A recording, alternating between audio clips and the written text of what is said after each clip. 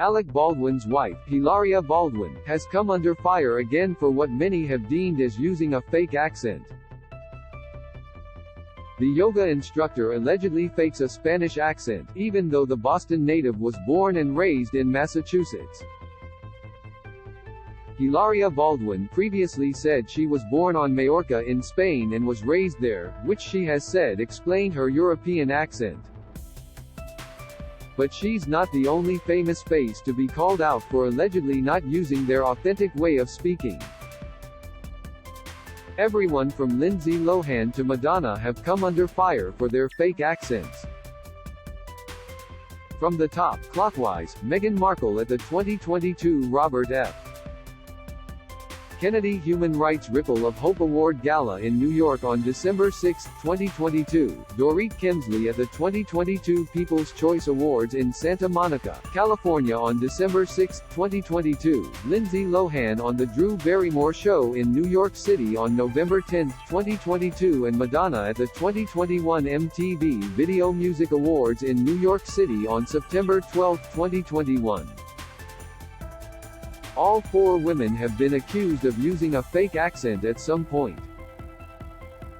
AFP, Wire Image, GC Images, Angela Weiss, Fraser Harrison, Jeff Kravitz, James Devaney. Another celebrity who has been accused of faking her accent is Meghan Markle, who was born and raised in Los Angeles but lived in the UK while engaged to Prince Harry and in the early days of their marriage. In 2018, a video of her speaking to a fan went viral when people thought they'd heard a British inflection in her voice. "We all had a great day. I think the sun was shining for us," she said to the fan who congratulated her on her wedding to Harry earlier that year. In 2022, Markle came under fire for greeting English actress Jameela Jamil with a Mockney, fake Cockney, accent on her Archetypes podcast. She said hello to the Good Place star, with people on social media accusing her of trying to copy the stereotypical London accent. Another person seemingly not immune to the influence of British English is Madonna, who joked her fake British accent was a result of her being married to English film director Guy Ritchie. The pair tied the knot in 2000 and lived in London during their 8-year marriage. "I didn't know what anyone was talking about until I heard old interviews of myself and then I was horrified and flabbergasted. Why did you let me do that to myself? It's all Guy Ritchie's fault. He made me do it," she joked during a live show in London in 2020. Actress Lindsay Lohan raised eyebrows when her once standard American accent seemed to have changed in 2016. In fact, fans noticed the Mean Girls star's accent has constantly changed over the years. Lohan explained being around different accents seemed to affect her and it could get stronger depending on where in the world she was. The star has lived in Dubai and Greece as well as spending a lot of time in Russia with ex-fiancé, Igor Tarabasov. She even credited her business partner, Panos Spensos, with influencing the way she speaks. "I think when I am around certain dialects it changes each time, Panos even, and you just pick things up along the way," Lohan told Entertainment Tonight in 2019. Read more. Hilaria Baldwin's accent controversy resurfaces after Alec Baldwin charges "My twins are autistic. I was told my son didn't see me as human." Alec Baldwin, wife Hilaria are all smiles while trick-or-treating with kids. As for the Real Housewives of Beverly Hills star, Dorit Kemsley, her mixed accent was called out in an iconic scene of the Bravo reality series by Erika Jayne. The blonde housewife confronted Kemsley on her accent saying, "You're an American. You were born in Connecticut." Kemsley tried to break down her accent in a video on the Bravo website, saying it was probably a result of the fact her husband is British, she's multilingual and spent much of her time growing up traveling the world. "I think the way I speak is probably a combination of many things. First and foremost, I am married to a Brit who's got a very, very strong London accent, and I am sure some of his inflections have sort of rolled over on me, she explained.